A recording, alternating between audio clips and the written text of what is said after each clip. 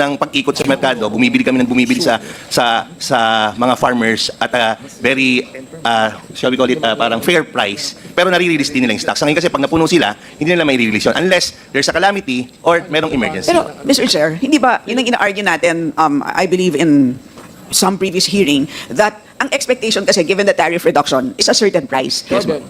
Pero ngayon, doble. Di ba? Yes, ma'am. That's why we are still- yun ang sinasabi natin, hindi ba extraordinary ang price ngayon, considering that meron tayong significant tariff reduction, and therefore we said, hindi ba that should trigger an emergency situation? Yun yung sinasabi natin. Mr. Chair, yes, that's why nung nagpa-meeting ang NPCC, maybe the DTI representative can expound on this, na the declaration or recommendation to declare a food security emergency is umiikot na po yung papel. Maybe the DTI representative can expound doon sa... Paikutin mo pera, ang bilis nun. Sir? Pinapaikot nyo kasi papel. Hindi, DTI, asan ka? Yes, Mr. Chair, briefly lang, baka just to share lang during the discussions on the RTL here in the House of Representatives, and Ise Chris was with us. We set conditions in our version na kung saan in the event na may emergency situation, government mismo, the national government, we can buy from NFA, from DA. DA can buy sa NFA using the fund. So that one, and then kung ubos ang stock, then pwede bumili sa importers sa ports. Diba? So that was the premise sa House version. Yun sana yung probably, maybe later on we could reconsider siguro. Thank you, Mr. Chair. And then later on, baka siguro yung, learning again from this experience in the future. So just to summarize, I didn't catch that. Ano pa yung kulang? Sir, Mr. Chair, we're still waiting for the recommendation from the NPCC Oh my God. for the declaration. So, yung paper po kasi, I think umiikot nga. Maybe the DTI can Ang explain. tingin ko kasi, Chair, yung kulang is yung fund. Yeah, Which we partly. attempted to actually do. But if they can sell, they will have funds. Yes, but then yung initial, yung seed capital is what we attempted to do. Yun nga. We put in, di ba, 5B? Pero na, So, Lavid. so they will have to sell, Mr. Chair. What is the no, outlook but of the that thing is, siguro? Mr. Chair, my question is, when you sell, yung proceeds, are you allowed to keep? Yes. You're allowed to keep and then use that again as capital? Yes, It's a trust Mr. fund. Chair. Yes po, Mr. Chair. Ayun naman at least. Ah. So right now, magkano yung balance ng trust fund na yun? We were given for 2025, 9 billion for 9 billion. purchase of Wow. palay. Meron po. So right now, yun ang pinapaikot ninyo ng Yan working po yung capital. pinambibili natin. Na So 9 billion is good for how many? even for the 9 days before, kasi naging 15 days po yung buffer stock, yung 9 billion po ay kulang for the 9 days. Ngayon po naging 15 days, mas lalo po lumaki yung kulang. Okay, so 9 billion is worth how many days? 9 billion, Kulang. mga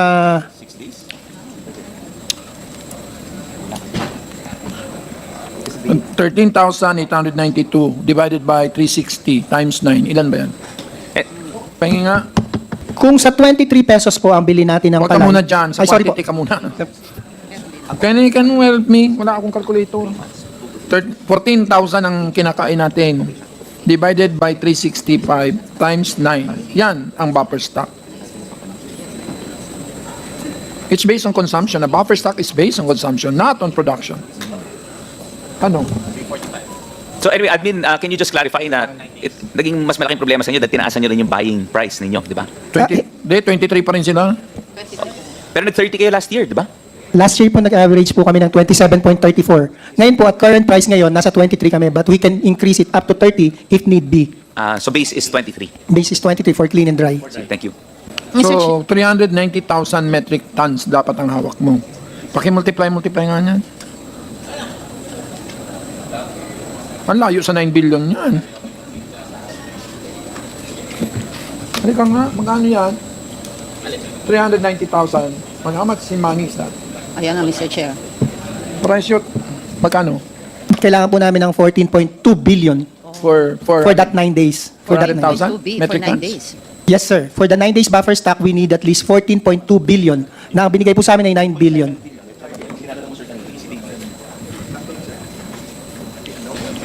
So, magpapalugi ka, no? Magkano ba palugi mo doon? Mr. Chair, on the average, 10 pesos per kilo. You're allowed naman to take losses, di ba? Mandate naman. Yes po. Basta, dyan sa mandate. Anyway, okay, can we close that? Yeah. So, Mr. Chair, I will just follow through and finish my interjection po. So yun ang tanong ko lang, no? How many metric tons or kavans, bags of rice should NFA sell in the market para magkaroon ng impact yung declaration of food emergency? Sana po malaman namin, ano? Although alam nga natin, malaki requirement ninyo, 14.2 billion pesos, ano? Meron kayong 9 billion. Sayang na veto ng presidente yung 5 billion pesos kasi sabi it violates daw the one fund concept, ano? So we will have to maybe look for funds, ano, elsewhere. Pero paki-compute yon para sa next hearing ma-update ang committee, ano? At second, of course, you are required to buy only from local farmers, di ba? Dahil bawal ang NFA na mag-import, ano? Bawal din ang DA mag-import unless pag talaga merong acute shortage. So you are going to buy sa local farmers. So ito yung tanong ko sa NFA at saka DA din, can you ensure naman ang DA na merong sapat na ani ngayong kasi dry season ngayon tayo sa ating harvest season ngayon. Do you project DA na merong sapat na local production ng ating mga kasaka na pwedeng bilhin ng NFA? Mr. Chair. Okay, sagot na lang po. Yes, sir. If the decrease in budget, not almost 10 billion, hindi ibabalik, we are projecting or estimating about 19.2 million metric tons production for 2025. Pero kung maibabalik yon, which the President has the go signal na to make ways paano maibalik yon 10B. Iba yung production support sa Sir, NFA. sa input support kasi sir yung nawala eh. So it will greatly impact doon sa Planting intentions. sa intentions ng mga Yes. farmers. So kung hindi may around 20.5 yung in-expect natin production for 2025, which is the highest. Pero sir, it Di ba will, pinalayas na natin yung mga importers? Wala na, is there any importer pa dito? Wala na, no? We discharge them because they're not doing anything bad. Yeah. Mr. Chair, just to reiterate, I had requested 3 importers to be present today. Okay, that's good. Where are they? But Comsec, baby, Atara Marketing, can we please be guided if they are present today? Atara Marketing, Top Seed Agri, and Northern Success. Yeah. So, can we be updated if they are here? I Thank you, Mr. Chair. I bought from them at 37. Anyway, I have a different experience. I thought that they were doing their job. Just to add to the questions of Kong Panaligan, if I may. I have sorry, this is a Yes. basic question. So, right now, yung 9 billion fund natin is not even good for 9 days. Yan ang sinasabi po niyo, no? But you don't know exactly how many days. If there's an emergency. Sir, you were referring to the palay procurement po, yung Yes, 9 days? yes. Yun pong kailangan natin for palay procurement just to get the 9 days buffer stock. We need is 14.2 billion. We were able to secure 9 billion na po. Okay, so 9 of 14 is, magkano yun? 9 divided by 14, 64% of your requirement. But they cannot Times sell. 9. So it's about, wala pang 6 days. 5.78 days, more or less. So round off, 6 days. Okay. So ang ibig sabihin nun, just in elementary terms, if ginastos ninyo yung 9 billion, kakayanin ninyo punuan ang rice needs ng lahat ng Filipino for 6 days. Yun ang ibig sabihin nun. Okay. So, babalikan natin yung tanong ni Kong Panaligan kasi magandang tanong niya eh. Yung magkano bang kailangan natin na pera so that we can substantially impact on the price. Diba? So, paano natin i-compute yun? Hindi ba we can do it in terms of days? Kasi, if, for example, ubusin natin ang pondo and let's say, if within 6 days ay kaya ninyong i-roll over, di ba? Then you can just keep on, kasi all Filipinos, di ba? Yung lahat ng rice needs ng Filipino for 6 days is kaya mong punuan, right? Tama ba ako? Of course, imposible naman na kaya natin, sobrang galing naman ng DA, that it's completely impossible, right? So the question is, how many days needed to fully,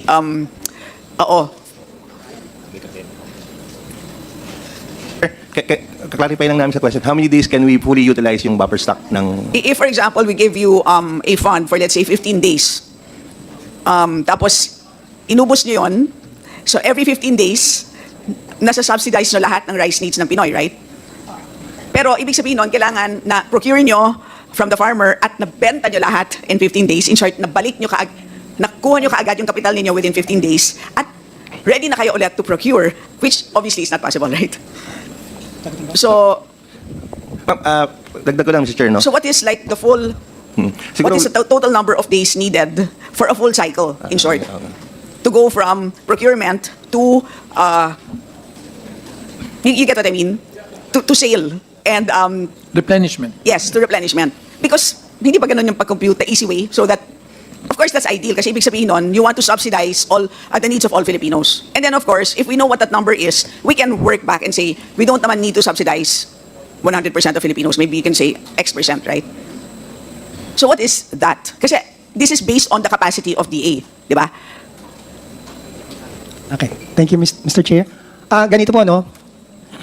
In an ideal scenario ng ikot ng stocks, yun pong 15 days, yes, tama po kayo, mai-release natin yan kunwari on a daily basis. For example, after 15 days, mababalik yung pondo, less the subsidy. So yung pondo po natin, pababa ng pababa. So that would mean lesser and lesser yung mabibili Okay. natin. I'll get to that point later. Kasi actually, pwede mo naman ibenta at cost. Pag binenta mo at cost at hindi ka magpapalugi, happy pa rin naman ang Pinoy di ba? Kasi at cost, magkano yun? It's still less than 40 pesos, di ba? Bebenta nga sila 23. Hindi kasi right now, magkano? allowed sila na magpalugi ng max 10 pesos, di ba? But if hindi ka magpalugi, magbenta ka at zero profit, magkano yung price na yun? 48 pesos per kilo. 48 pa rin. Because binili po namin yung palay at 27.34. Okay, let me give an anecdote. Naglalakad lang po ako sa yung pinakamalaking barangay namin, sa Malanday. Nagulat ako na May merong tumira isang... ako dun. Tumira ka doon? Oo. Wow, okay. Mabaha. Merong magkakatabing retailers. Nagulat ako, nakakabenta sila ng bigas at 39 pesos.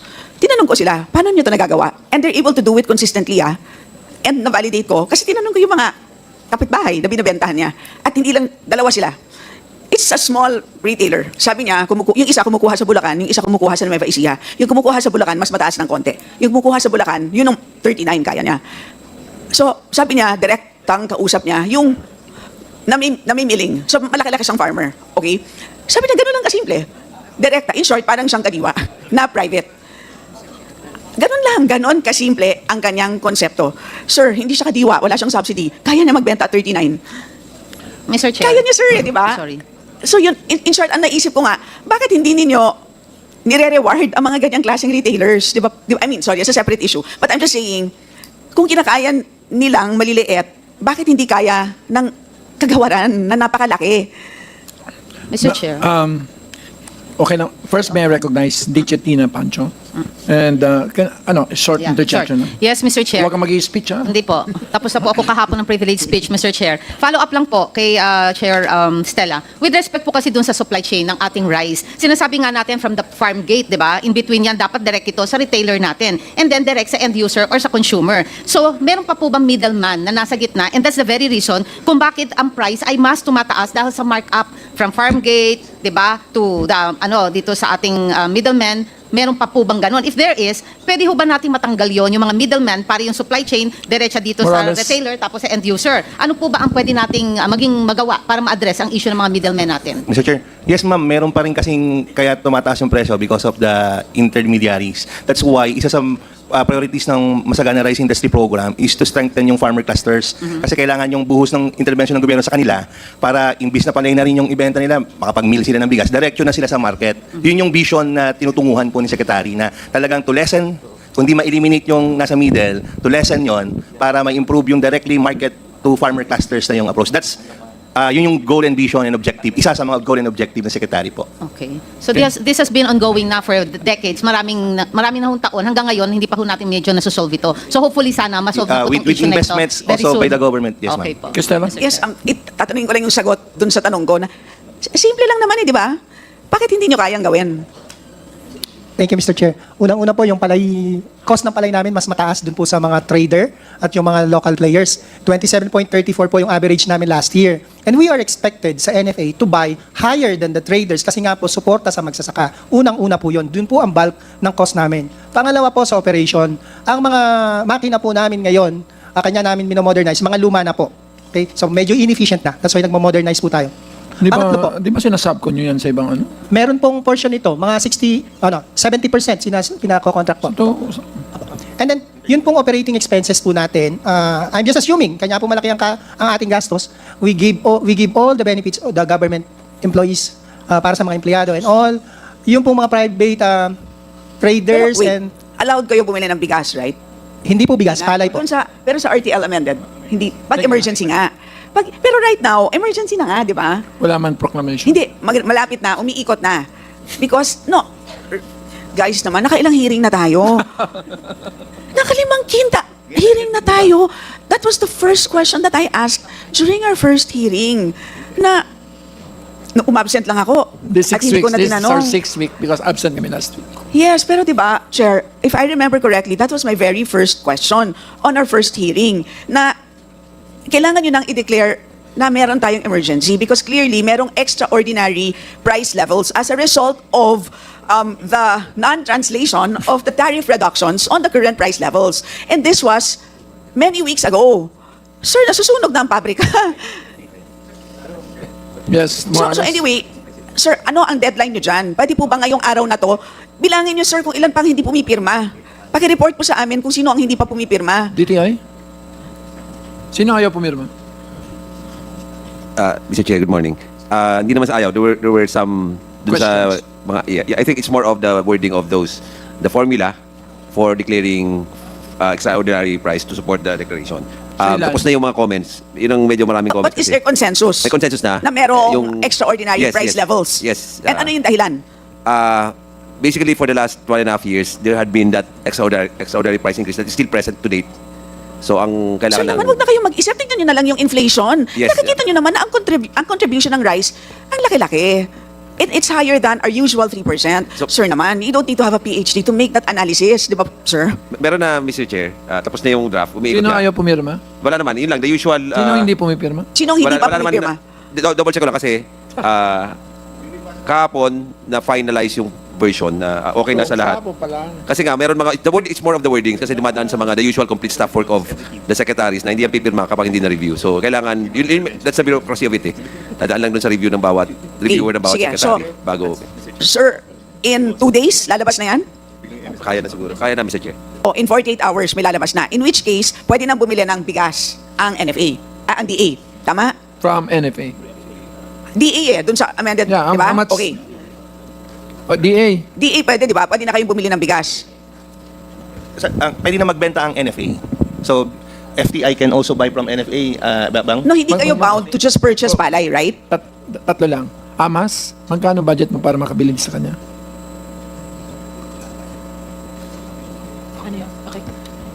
Mr. Chair, meron po kaming binigay na 5B Okay, actually. 5B. Huwag mo nang i-explain. Ikaw, yun na yun. Yung 5B.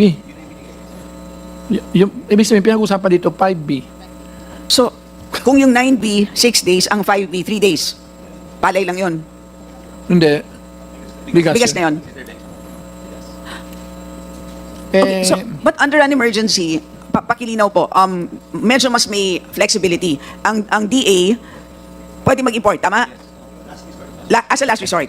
Ang DA pwedeng bumili ng both palay or bigas.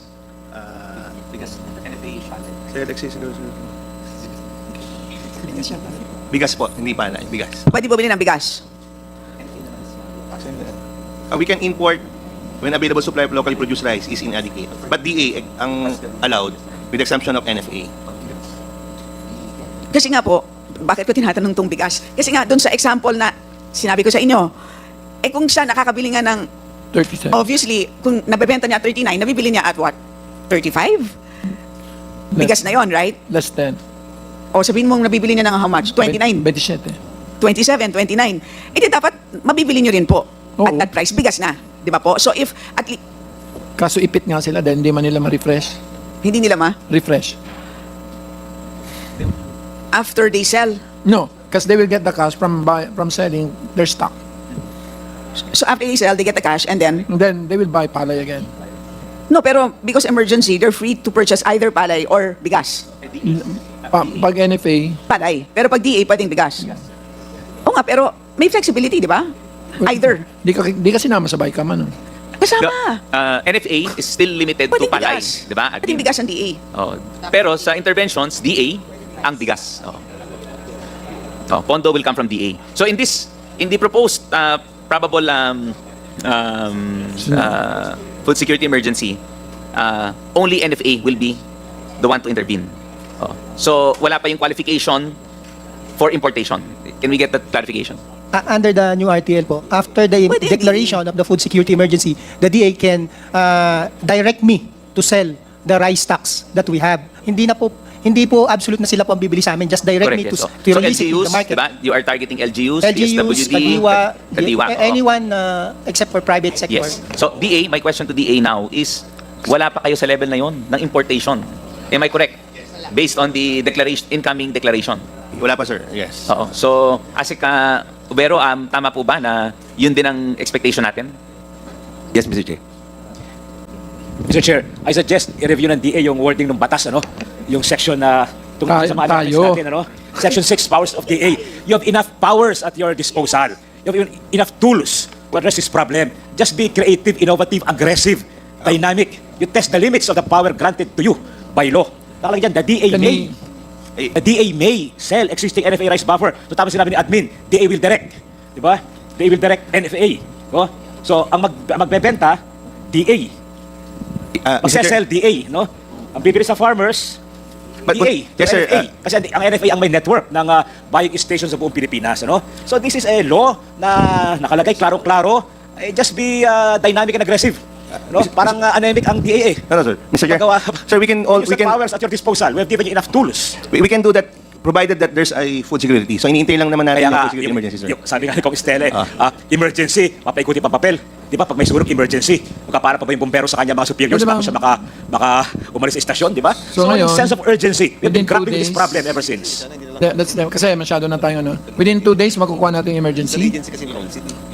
Boss, 2 days, no? So, ikaw, magkano ba mabibenta mo? Ilan doon, bulok na? Wala naman pong bulok na kasi regular ang ating testing po doon. So, if you can refresh, from which authority does it come from?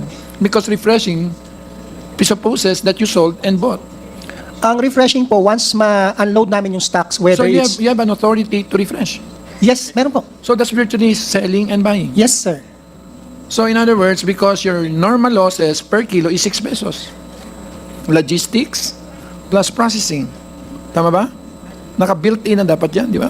So, sa bawat ikot, nawawalan kayo ng 6 pesos. Tama ba? Roughly 10 pesos po. Roughly 10 pesos. So, ibig sabihin, yung 5 billion mo, sa pangalawang ikot niya, 4.5 na lang siya. 4.5 ba? Mr. Chair, can I interject? We have to jump na kasi. Can we've been stuck with rice like anything? Rice is the biggest problem, Mr. Yeah, Chair. Mr. Chair. If I But may meat is suggest, also a problem. if I may suggest, Mr. Chair, sa NFA, consider nga pag ngayon ka nagbenta, let's say meron ng emergency, nagbenta ka, nalulugi ka ng 10 pesos. Pero makakabili ka ng mura eh. So, pwede mong i-balancing eh, na hindi umabot na 10 pesos ang iyong mabibili, ang iyong malulugi. Let's say, magkano mo ibebenta yung lugi ka ng 10 pesos? From 48 to 38 ho yun eh. Pwede mong in between eh. Pwede Diba? po yun. Pwede naman po And yun. then, bumili ka ng mura, mababawi mo yung nalugi sa'yo. Di ba? Mababalance mo. Then continuously, yung pera tutuloy-tuloy yan. Dahil mas mura ngayon ang farm gate price. Di ba? They are mandated to buy higher than Yeah. Dati 27 ang bili mo. How much? policy. Kaya ka nalugi ng 10 pesos. How much ang bili mo dati? 27 po. 27. Magkano ngayon ang farm gate price? Sa mga local... 23. 23 based kay PSA. 20.7 20 pesos. 20.70 And pesos. So, then ibig it's fine. sabihin, pwede mong bilhin ng mas mataas, let's say, hindi 27, maaaring 23 or 24. And then, diliit na yung malulugi sa'yo sa susunod na cycle. Pag 20 kasi wala na magtatanim. No. 23 or 24 pesos, not 27. 20 sinabi, sir. Can we have this? Parang lang, I will immediately back to rice. Can I ask for your indulgence? Kasi nasasayang yung mga oras ng mga executives. I know the people want lower rice price. Pinagbigyan mo ako kahapon, pagbigyan mo ulit ako ngayon. Alam ko, may I recognize, of course, from the powerful delegation of Bukidnon, La Arnie, Lavin Roque, Representative Steve Chongbian Solon, and of course, so now, and Congressman Dagook, you want a last comment on rice, Stella? Well, earlier, Mr. Chair, you Pati ikaw. had a statement, Mr. Chair, that Hindi tayo makaalis alis. importers had nothing to do with the high prices of rice. Parang ganon. So, ang comment ko lang po doon sa statement na yon is it's somewhat counterintuitive considering that doon po sa findings namin po ni Chair Mark doon sa onion cartel, yun po ang naging, kumbaga, root cause naman nung onion cartel. Doon nag-umpisa, etc. So, gusto kong malaman from PCC, dahil nung first hearing natin, binigyan natin sila ng homework na Straight from Oxford. PCC. nasaan na po ba ang PCC, na kung tinignan na po ba nila, meron na ba Yes. silang any action with respect to the rice market. I think you should get PCC because straight from Oxford, say something. Grabe, kayo very powerful Oxford. Ma'am. Hindi kasi ako, marami sa amin nakakabili ng 37 from importers.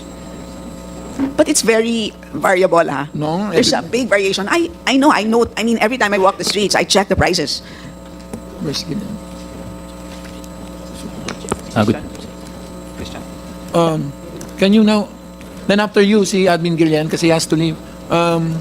PCC? Yes, good morning, Chair. Hindi si Oxford ang pinasalita. Yes, sir. Yes, sir. So what we've done so far is we've isolated the ports of entries with the highest arrivals of imports. Okay. And we're correlating it with the areas with deficiencies. So if we see that the areas with deficiencies are also the places with high imports and the prices are not moving down, so we look into those importers in those areas. It's not going down. If it's not going down, If then we it's- will look into those importers who are having their imports arrive at those ports. But we cannot identify them yet, Chair, because Sa still- madaling salita, Mr. Chair, masyado kasing highfalutin. Doon sa mga lugar na kung saan maraming rice importers, tama ba ako, Attorney Christian, ay ang natuklasan ninyo, ay doon din ang mga presyo ng bigas ay hindi bumababa. there are some, Mr. Chair, that we have Well- identified. Pero in fact, ang ang expectation The natin expectation. ay dapat bumababa. Yes. Kasi syempre pag nag-i-import ka, mas marami ang supply at mas mababa ang presyo. Yes. Yun na nga kinatatakutan ng mga magsasaka kasi mababa nga ang presyo ng bigas from other countries. Yes, Chair. So, We're still looking into those areas and the specific importers who are operating in those areas. so yun po. Kaya that's the reason for why sinasabi ko, Chair, napasensya na po ha. Medyo we differ in that opinion. Kasi miniting ni Secretary lahat ng mga yan sa Bulacan eh. Tapos nagkaroon ng parang understanding na everybody will sell at 37, basically. Hindi, yun nga po. But so, sana po let's just not dismiss hastily wala na akong mapiga eh. So anyway, there is PCC. let's not hastily dismiss the possibility na merong cartel. Collusion? May collusion, may cartel, may magic na nangyayari sa presyo ng bigas at may pagsasabuatan na ang pwedeng involved dyan ay ang mga importers. Okay, anyway, since Customs is here and they have their principal intellectual here, Jet, can you... What's the average price of the importers going through the BOC? Your Honor, if we are to base it on their declaration, what we computed before was about 36 pesos per kilo. If that's based on their value declaration of 0.5 per kilogram in dollars. So that should be about 36 something, Your Honor. 36 landed cost. So, Yes, Madam Chair. That's at least based on, that's our computation based on their declared value. so anyway, ang alam naman natin and based on yung hearings po namin sa onion cartel, hindi ko naman sinasabi na parehong-pareho, but syempre hindi naman yun base lamang dun sa landed cost. Alam naman natin na it's in the way that they manipulate the stocks. Yun naman po yun. Kasi kung hawak nila napakaraming stocks and at the same time, kapag sila rin ang bumibili ng local production, in which case they're now able to monopolize both local and imported, yun na po, doon na po pumapasok yung pag-manipulate ng pag-release ng stocks doon po sa merkado. And in the end, yun po ang nagdidikta kung anong presyo po sa merkado. I will not debate you, but imports account for only 22% of the total supply. Yes, so it has to do with it has 78%. Yes, that's true. But it has to do with if the importing entity is also the one that purchases the local produce, then they now control both local and imported, which was what we found with the onion cartel. Okay, we will keep that. Thank you. Mr. Chair, Mr. Chair. this additional Yes, Pancho. Mr. Chair, I agree with the Honorable Stella Quimbo, Mr. Chair, na we cannot disregard the participation of importer kung bakit nagkaroon tayo ng price increase. Kasi in the first place, ang transaction nag-start po sa importer natin. Then pasa sa wholesaler, then pasa sa retailer po natin, then pasa sa consumer. So may participation sa kanila talaga na nagkakaroon ng price increase. Pag dineclare nila talaga kung magkano yung expenses nila, yung tracking nila, driver maintenance, diesel nila, toll gate nila, doon natin makikita na ina-add nila yun unti-unti doon sa mga wholesaler natin. We will retailer po review natin. our records because we had spent 3 days with that. And at the end of the day, how can 22% dictate 78%?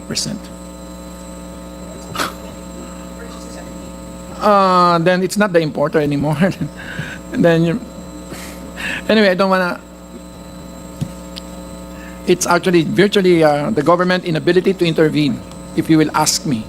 Kasi Mr. Chair, yung Because importer the- ang magdidictate ng price eh. Di po. In fact, sila they're shifting the supply curve to the right. So therefore, it increases the supply in the market. Ang problema ko nga, baka bumagsak yung presyo. Eh, kasi Mr. Which, nag-i-import sila just a ng last modem point. sa- Yun nga po di ba? In theory, tama po yun. Pero yun ang tanong, bakit hindi natin nakikita yung 36 peso rice in the market? Yun ang misteryo. So tama naman, kung yung 36 pesos, landed cost ng importers, bakit hindi po natin nakikita ang 36 peso rice in the market? Okay. So yeah, that's the mystery. So, we will, something is happening. I am taking back my, Yes, that po. we discharged them because we couldn't make piga anything anymore from them. Because all of them individually, pinatingnan na ho natin sa AMLA, ang lahat po ng bank records ng mga importers. So, pinatingnan na rin ho natin sa BIR. So, para klaro, if they are making obscene profits or if not, they're not declaring. So, we'll do an Al Capone. We will catch them where it hurts. So, No, we're no, doing yes. it 2 ways. I couldn't catch them by their declarations here. But we will catch them by AMLA. Actually, the AMLA is up the back. But I wouldn't want to make unnecessary, kasi they cannot make public until they have their, and then we have the BIR essentially looking into their filings. So we are doing two-pronged, but I don't want to.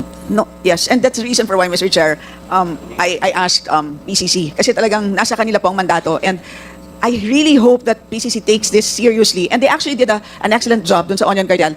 Ang tanong ko na lang, kailan niyo po ba the decision on finally ang onion cartel case? Because they've completed the investigation, but it is now with the commission for the final decision.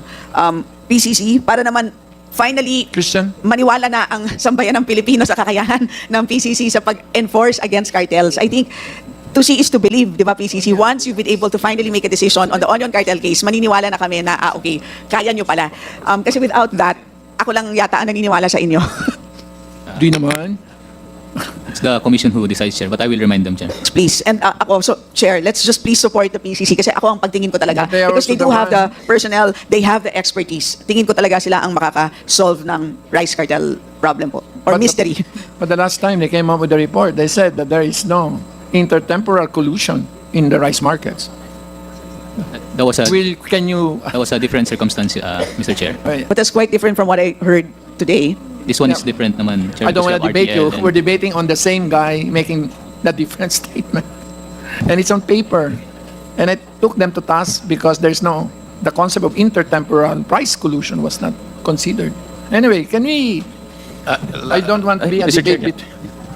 Yes, Chair. that's the last word. Yes, sir. Ikaw muna. Yes, may I yield, Mr. Chair? Okay, Nick. First to the Honorable Leon. Mr. Chair, malinaw na merong hinahanap tayong 7 pesos yung effect noong baba ng 20% tariff. 7 pesos din doon sa baba ng world market price. Hindi natin pwedeng sabihin na walang nagkumita o nagsamantala. Ang problema natin, hindi natin mahanap dahil walang naghahanap.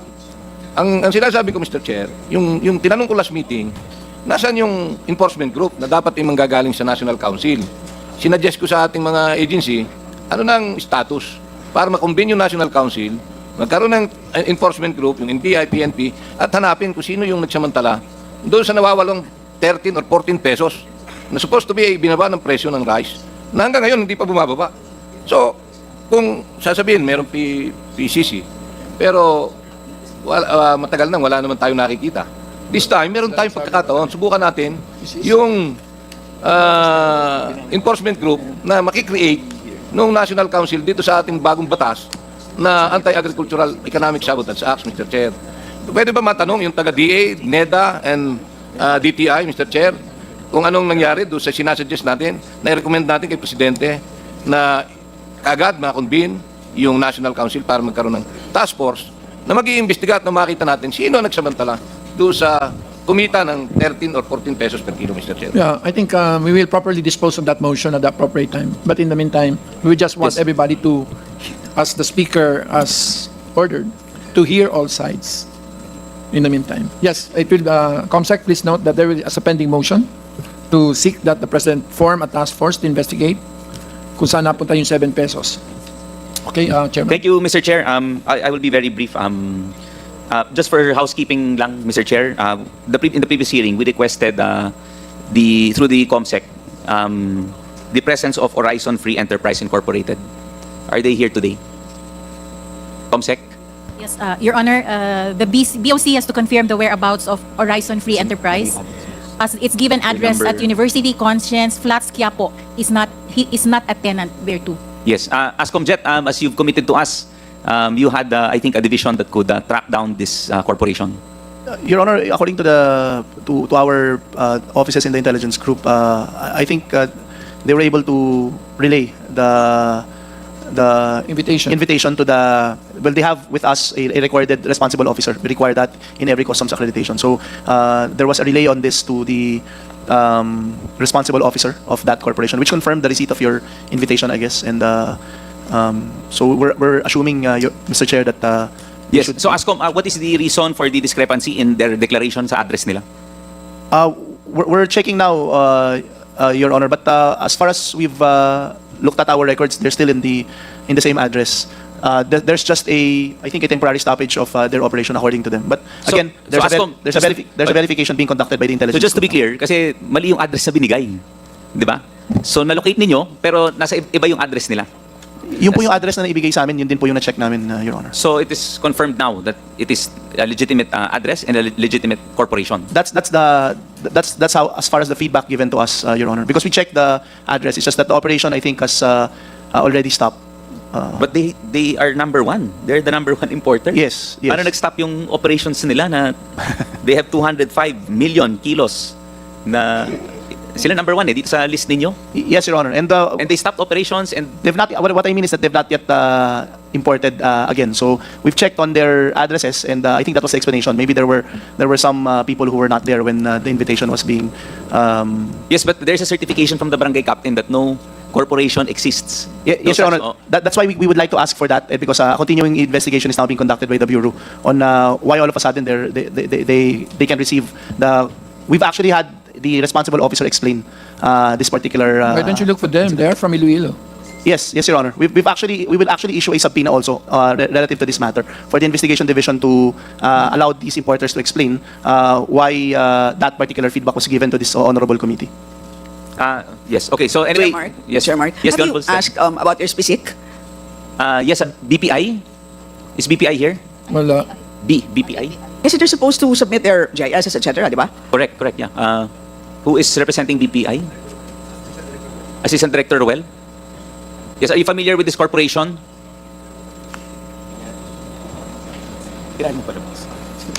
Ko pa? Hindi naman kasi tinakot na natin yan. Ayaw na nga, ang problema, ayaw na magsipag-import. Yan parang inaano ko na kasi baka alam mo tayo ng problema sa Espiritu.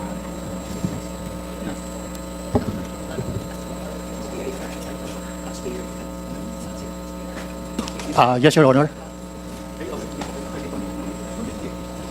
Yes, Director Ruel. So, is Horizon Free Enterprise Incorporated registered with BPI? At saka yung SP6.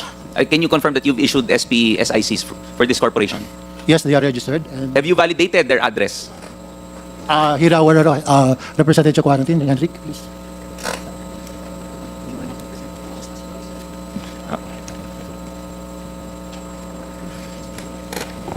Good morning, Mr. Chair. I'm Henrik Exconde from the National Plant Quarantine Services Division. Horizon Free is a licensed importer of BPI, and they submitted the documents during licensing. And we also have an inspection report conducted as one of the requirements for the license. But upon validation, since we heard from the Congress that the address given, they are not present in that address, we verified and went to their office, and it was confirmed that they are not present in the office they presented. So we issued a show cause also. We issued a show cause order to that company to explain why the discrepancy on the address they submitted to our office during licensing. So the status of their company as of today is they are suspended from the issuance and importation of rice. So there are no pending applications for 2025? Yes, yes, Mr. Chair. Yes, who is the registered owner? I'm going to check, sir, the registered owner. So anyway, Ascomjet, may ano, diba? Meron yata silang parang representative that you get to deal with, diba? There's a responsible officer, Your Honor, officer, that I think replies to some communications. So they to- have already acknowledged the invitation, that this person has acknowledged the invitation of this committee. As far as we were informed, Your Honor, they acknowledged that particular communication. But again, I'll ask the intelligence group to look into it again. Yes, please. I hope, is NBI here? Baka pwedeng, Mr. Chair, with your, pwede bang ano? Anyway, Comsec, please prepare a letter directed to the NBI to look into the particulars of this. When was their last legit importation? Would you know? And that as of when? And when was their last legitimate importation? Last year, between January to October, I suppose. Nasaan si BPI? Specific naman yun dun sa specific na ginamit, di ba? So you can tell. Yes, Mr. Chair. I'm just going to check their last record. baka pwede pasama na rin yung ano, their 2023, 2022 application for SPSIC. Yes, Mr. Chair. I will include those records.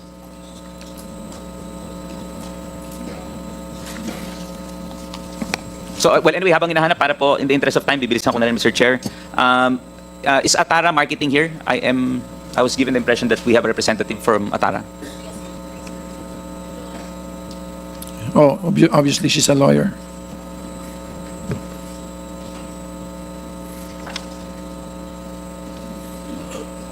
Unfortunately, Mr. Chair, we also invited, as mentioned earlier, two said companies, Top Seed Agri and Northern Success Consumer, who are not present today. But Comsec, can you confirm that they received our invitation? Your Honor, Mr. Top Chair? Seed is represented by Attorney Regidor Karingal. Yes, thank you. Well, anyway, Mr. Chair, the last time they were not invited. They were not part of our hearings. This is the first time. This is the first time, am I correct, that you have attended on behalf of your client? Good morning, Mr. Chair. We attended previously. We attended in the previous hearings po. The first one. Yes, sir. So Yes, you Mr. have Chair. complied also with the request of the submissions by the chair? I will check with our client, Mr. Chair. Yes, We have already with regards submitted to the your documents. GIS, BIR records, income tax returns. I will check with our client, Mr. Chair, and I will ensure that it will be submitted to this committee. So within the day. Yes, we will need that within the day.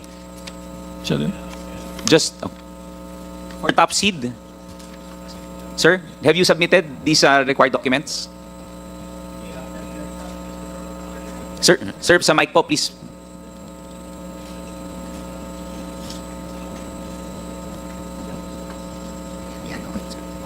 Good morning, Mr. Chair, Your Honors. We will undertake, Your Honor, to submit the documents that will be required by this committee, Your Honor. And sir, you are representing Top Seed. Top Seed, Your Honor. Attorney Regidor C. Karingal, Your Honor. Sige, thank you, attorney. And for Northern Success Consumer.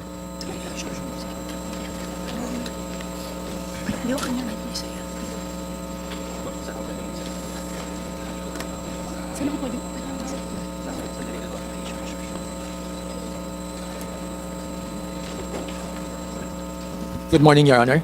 Mr. Chair, Your Honors. Attorney Ariel Jawid for Northern Success, Your Honor. Yes, we also commit to submit all the records as requested by this committee. Yes, thank you. So, attorney, may I just be clarified with regards to the 2024 importation volume of... I'm sorry, Your Honor, I'm not aware of the details. Can you please... Yes, I will also ask my client to provide all the pertinent records, Your Honor. Yes, for 2022 to 2024. I think it's only 2023, Your Honor. 2023? Yes, and 2024. Sige, please. I will be needing the... Yes, sure. Baka as soon as possible, attorney. Baka pwedeng mahabol mo naman. I'm just asking for the volume. The rest, Okay, Your Honor. sa susunod na pagkakataon na lang, attorney. Yes, Your Honor. Thank you, So, Your the volume, baka matawag mo lang. Volume, yes, Your Honor. Oo. And that's also the same for Top Seed Agri. Attorney, may I request, please, for the detailed volume that you imported for 2023 and 2024? Yes, Your Honor. We will verify the records and we undertake to submit, Your Honor. Yes, so baka pwede matawag na rin. And then Yes, yes. I will get back to you later on. Yes, Your Honor. We'll try to contact our principal, Your Honor. Sige, please. Thank you very much. And the same for Atara, marketing?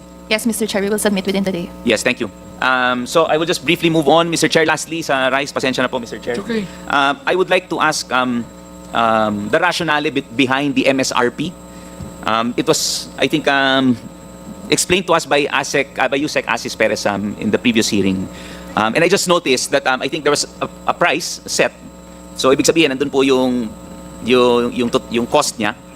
Pero pinatong ninyo 12 pesos because of the supply chain. So, Yusek Chris, are you familiar with that? Sir, it was based on cost analysis considering yung global rice prices, I think, ng around December, the first week of December, and also yung equivalent foreign exchange niya, based on FOB price of $667 per metric tons, lalabas in peso landed ay, including the freight and insurance, 40.846, then plus tariff payment of around 6 pesos and 6.127, estimated import parity price niya is around 49 pesos.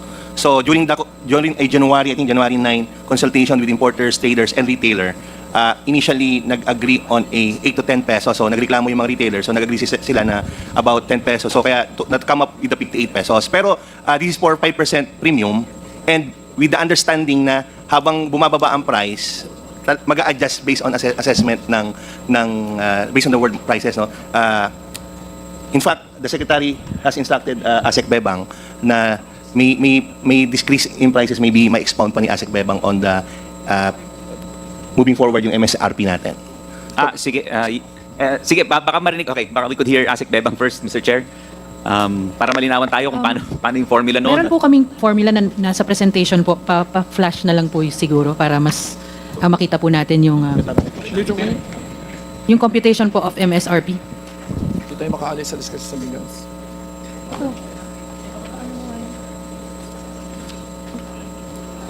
Pero basically po kasi yung computation namin, naka-base po siya dun sa first week ng December pa na landed cost po ng rice, particularly from Vietnam. Tapos nag-add po kami doon ng mga cost based din po from NFA data. Maybe asan yung presentation? Yeah, so anyway, balikan ko lang yung Chris kasi and ASEC Bebang. With the MSRP, di ba, you are trying, of course, to influence the supply chain, di ba? Yun yung tinatarget natin na, kasi nga, di ba, we have a computation na sa presyo na, di ba, we are trying to influence dapat yung supply chain kasi masyadong ang malawak. So the 12 pesos mentioned by Yusek Asis in the previous hearing, masyado malaki. Dapat doon pa lang nag-decrease na. I mean, given that you are also you are working with the importers, the traders, the retailers. So hindi ba yun yung dapat na goal natin? Na lahat kailangan mag-adjust ng profit margins. Yes, Mr. Chair. Lahat naman po nagkaroon po tayo ng series of meetings po with importers, retailers, traders.